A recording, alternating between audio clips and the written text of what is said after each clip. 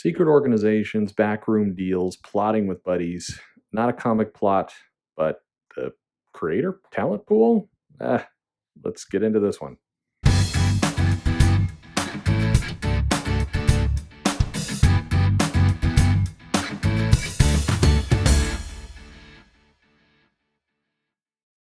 Hey there, this is Perch. Um, this is going to be a careful.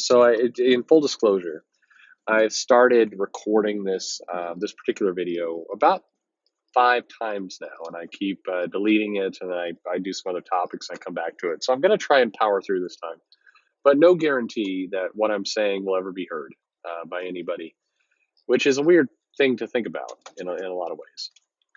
But and on the surface, this is going to be a very innocuous topic, but I want to talk about it in a way that doesn't betray any trust, doesn't shatter any kind of relationships that I have within the comic industry and friends and other people I have. But I think it's an important topic, and it's one that it's going to be hard to kind of, I think it's going to be hard to talk about. But here goes. So, at the basic level, I mean, if you've been listening to the videos up to this point, I tend to open up a subject and then kind of generalize for a while and then go to some specifics. And sometimes I don't ever get back to the general topic. But networking. So, in any career, I don't know, you, the listener, I don't know where you are in your career. Are you a student? Are you, 50 and you've had a career in some field, some profession? But networking is something that is important. It's something that's a fact of life in every single job, in every single industry. You have a network and you have friends inside that network, and you have people who look out for you, and you have people that, protect your back, and you have people that do it for honest, ethical reasons, the true core friends you have in life that they swore to you that they would look after you. And so when you make a mistake, they're there to help you up. Those people are very, very rare. The other part of the network are the people who are doing it for advantageous reasons. They're helping you because it helps them. It's kind of, and that's the more common workplace network. It's where there's a group of people and they know each other, and it's kind of what the devil I know is better than the devil I don't, so to speak. So it's they're not friends, but they know that if I support this person, then this person is obligated to support me, and so our careers advance together. And that, again, is very, very common. And in comics, I mean, just bluntly, it's 2019, and we've tilted over into kind of a bad place, I think, as an industry, where the network has gotten, I don't want to say out of control, but it's becoming too much of a boys girls club and a little bit less like a business. And this isn't the comic stores. This isn't really a distributor. Distributor is a taker.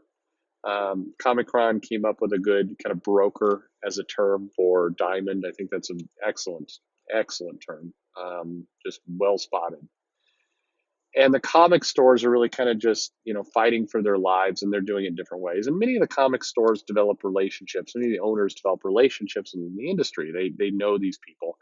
And there tend to be two tiers. There's either comic shops that know creators from signings and from kind of purely business perspective. And then there's other shops that either locally, they're in the region where some creators are, or they found ways to, power and strengthen themselves through relationships with editors, publishers, creators, what have you. But generally speaking, the network is within the creative community, within the creators. And you could take a look at how the Bendis transition over to DC from Marvel worked, and you can see the various artists and writers, and we're still at the beginning of it. But all the various people within the Bendis kind of orbit, if you will, are starting to work for DC now. It's not a coincidence that Kelly Sue and Matt Fraction started doing some work with DC. They obviously had connections within DC, but Bendis was an interesting tipping point, not necessarily a direct one, but one within the network that got those positions going. And same thing with Wilson and with some of the other creators who are coming in and starting to work with DC now. You're seeing that bubble move over there. And over at Marvel, you've got a different bubble with the Donny Cates and the Matt Rosenberg and you know the various kind of creators and talents and writers that are a different bubble. And the challenge with all of that is that any kind of network, any kind of bubble starts to protect itself more than the industry. So, and it's inevitable. It's inevitable in any company when you get a group of people who find it politically advantageous to have each other's backs and to work in unison together. You find that over time that becomes not necessarily toxic, but definitely the motivations change for being about the product to about the network. And when the network becomes self-serving, then if the business is healthy, that tends to be where an HR or a management or a leadership position comes in to kind of recalibrate, shake some things up, change the distribution of where the talent and the ideas are coming from, and get things back kind of on kilter. And in comics, the challenge is one, it's too small to have a very robust kind of HR leadership kind of chain. And two, the leadership finds themselves on, I don't want to say flimsy ground, because that's not accurate. I mean, these people are making big money and have careers and everything else, but they find themselves on not their loyalty is not necessarily the company, because there's not enough long-term equity. There's not enough stock and incentives to stay within this company long term, that they're loyal to the company. They're more loyal to kind of the platform underneath them that helped them get there. So it creates a awkward position. I'm talking very abstract, but what I'm saying is that comics as an industry, as a business, as a creative enterprise is at odds, because the creativity comes from challenging ideas. It comes from bringing up new things. It comes from taking established norms and protocols and disrupting them and breaking them. And what's happening is that comics as a whole, the industry, tends to spend more time trying to establish these networks as opposed to the creative endeavor, the creative product to the reader. When the primary goal is to, solidify your job, then you're not necessarily, the goal shifts from becoming making good product, disrupting the business, being fearless in what you're creating, and it becomes more about establishing your position. And when you establish your position, you're playing defensively, you're playing safe, as opposed to playing on offense. And that's why, in many cases, you see, and of course, these people are also connected networks, but when you see like Hickman come in and do the Avengers and do Fantastic Four and ultimately do Secret Wars and then vanish for a while, do some creative own work, that's Hickman, for better or worse. It's Hickman going into business ultimately for himself. It's Remender leaving a very coveted position. I mean, the funny part is, if you think about Rick Remender and you think about where he was at Marvel and where Marvel was going, and if you can kind of forward through the future of how things are going to play out with Bendis and with Wade and with some of the other writers they had, if Remender had stayed at Marvel and really kind of grabbed hold of Marvel, Remender would have probably been, or could have been, the top writer steering the entire company today. The challenge with Remender is he had a lot of people kind of gunning for him underneath that wanted to get in the other names, whether it's Kelly Thompson or just some of the other people who are coming up, some of the editors who, Alana Smith and Heather Antos and some of the others. And I'm not saying this negatively, but they had their own bubbles, and Remender wasn't necessarily a part of those bubbles. So Remender was going to have to either, really fight and trust that a lot of things fell into place. Now, history tells us they would have. Bendis would have gone over to DC. and there were, Hickman would have kind of taken an exit, taken a breather. Reminder would have won that battle, but it would have been a battle. And so if you're a creator and you're looking at this and you're going, I could fight that battle and achieve a position of power within Marvel, but there's a lot of risks involved in doing so. Or I can go out on my own and do creative own work and sell options to TV and get my series optioned and everything else. I'll take home a lot more of the pie. At the end of the day, Reminder finds himself right now making equivalent or frankly more money with a lot more control. He's playing it sounds crazy to say it when you're at Marvel with a very safe job, taking the risk to go out and do your own thing is it's a risk.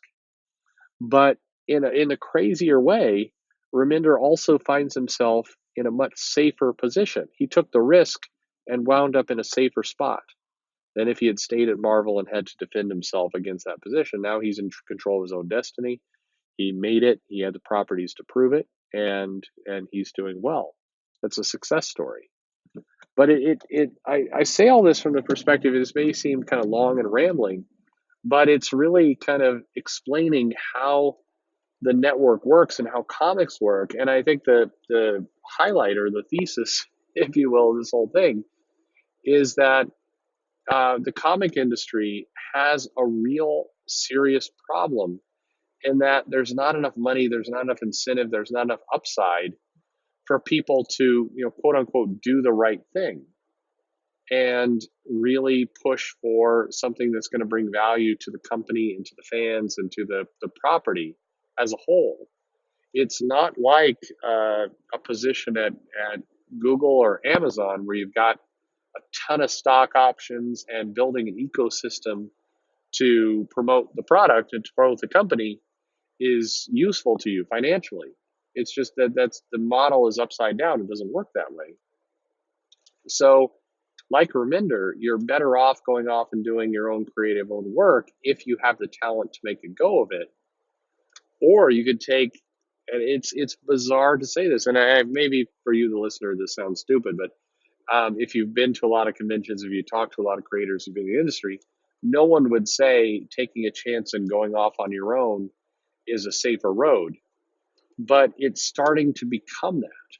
The riskier road to yourself as a creator, as a personality, is to stay with the big two, where you have much less upside, much less long-term growth potential, and all the politics, all the battles, all the angst of having to protect your position, where just being brilliant and creative is not necessarily the recipe to success. There's a bunch of things. There's how cost effective you are, how well you've networked within the company, how much of the company value you're willing to take at the expense of your own upside. It's safer in the craziest way. It's almost say it is. It's safer to go out on your own, and that's a very weird thing to kind of consider and contemplate. But that's where we are. Anyway, it's now it's like 14 minutes into this. 13 minutes into this, and I hope I don't know. Like I said, I've tried to tell this story, and the reason why it's been so hard for me to go into this topic is because there's a lot of real names involved, and I've kind of skirted around some, and I've used some examples and other things.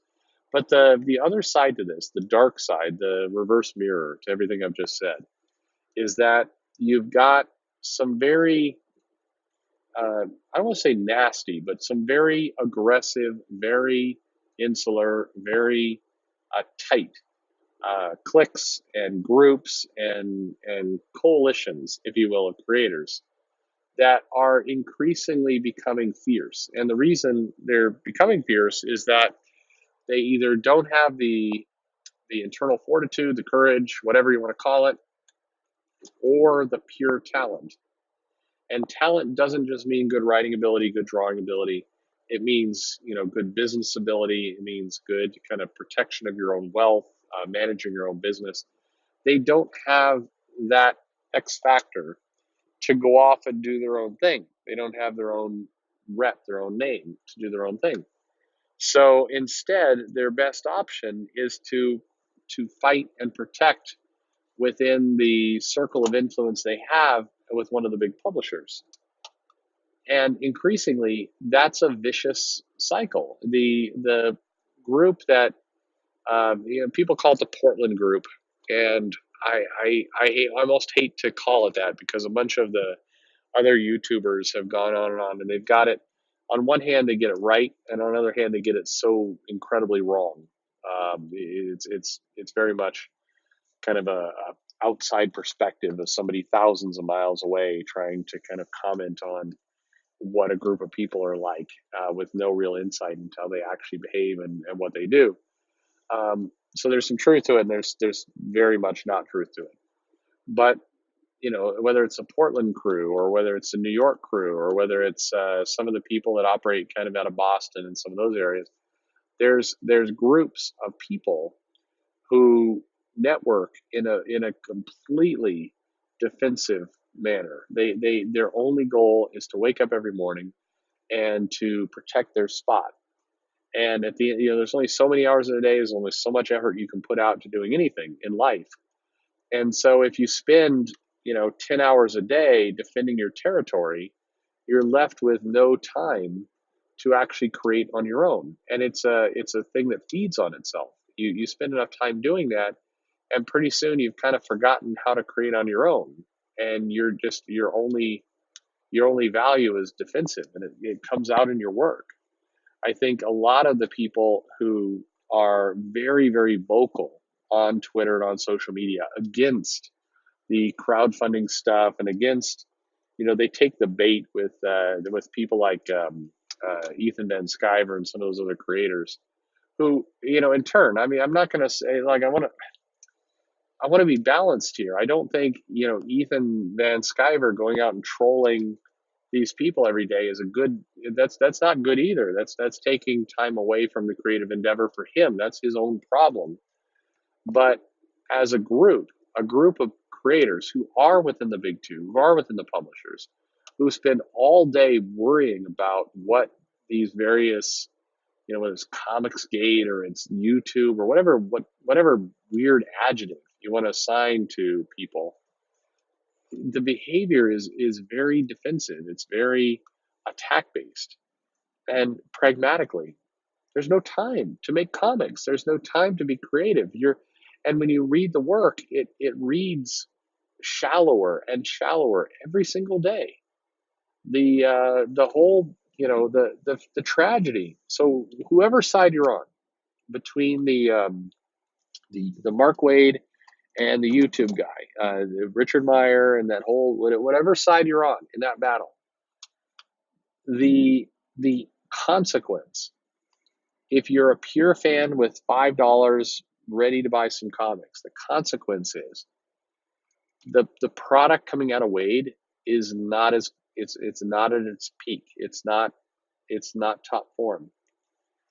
And if you liked the product coming out of Meyer, Jawbreakers, or any of those titles, it's taking its toll. It's taking time away. It's whether it's a lawsuit or whether it's defending yourself on videos or whether it's writing posts or tweets or working back channels, which all the individuals do.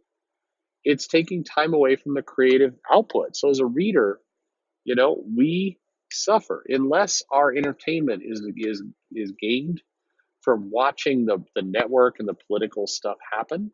And maybe that's what you're entertained by, and that's cool. That's whatever you're entertained by, it's up to you. I hold no judgment, and I mean, if comics mean for anything, if you what entertains you for your reasons. I have no business in telling you what to be entertained by. If you're entertained by the various politics and the machinations and the lawsuits and the fights and the tweets and the battle of the network, whether it's a bunch of people out of Oregon or whether it's a bunch of kind of hangers-on out of Texas or wherever it happens to be, whatever network you're entertained by. If you're entertained by that drama, then you are getting what you want. The problem is that drama is not particularly profitable and has no long-term value. That doesn't mean that the things that these people are fighting for won't ultimately result in something valuable. That's great. But if you're a fan of Doctor Strange by Mark Waid, you're a fan by Jawbreakers by Richard Meyer, you're a fan of the products coming out of both those two. And and when there's things that take attention and time away from those products, you're not getting what you want. So I think that at the end of the day, networks, like I said at the beginning, are valuable, or well, not valuable. They're a fact of life of any company, any industry, any any endeavor has networks. It has friends. It has people who look out for each other and people who help make it all better. But the networks can take on their own life, where rather than kind of protecting the world around them, the network is about protecting itself. And when it gets to that point, the work suffers. And I think that's the problem that comics has. It's got a lot of people who are busy protecting their space or protecting their network, and not a lot of people who are out doing what Rick Remender does, of just putting out comics, getting movie deals, getting options, making money. That's despite the fact that that path is clearly the success metric. So many people every day convince themselves to do something else, and that's where we sit. So I don't know. What do you think? Leave me some comments. What do you make of all this? Does this ring true to you? Are you just confused? Did you give up like 2 minutes into this thing and you're not even hearing this now? Will I delete this without uploading? Who knows? If I didn't, hey, thanks for listening. Subscribe, please. Go subscribe challenge. Go down there, click subscribe. It's right there down the page. Do it. Share it with a friend. Say, hey, you need to listen to this. This is a guy talking sense, or this is a guy who's completely out of his mind. You want to listen because he's crazy. You'll hear crazy things. That's good too. Thanks for listening. Leave me a comment. Follow me on social media. Tell me where I'm wrong. I can take it. I'm interested to hear it. Yeah, thanks for listening.